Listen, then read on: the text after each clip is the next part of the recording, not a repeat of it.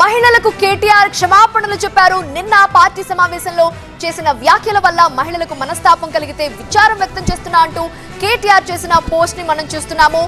నా అక్క చెల్లెమ్మలకు కించపరిచే ఉద్దేశం నాకెప్పుడూ లేదు అంటూ కేటీఆర్ ఎక్స్ లో పోస్ట్ చేశారు. నిన్న పార్టీ సమావేశంలో యథాలాపంగా చేసిన వ్యాఖ్యల వల్ల మహిళా సోదరీమణులకు మనస్తాపం కలిగితే నేను విచారం వ్యక్తం చేస్తున్నాను. నా అక్క చెల్లెమ్మలను కించపరిచే ఉద్దేశం ఎప్పుడూ లేదు అంటూ కేటీఆర్ తన ఎక్స్ ఖాతా నుండి ఈ పోస్ట్ ని రిలీజ్ చేశారు.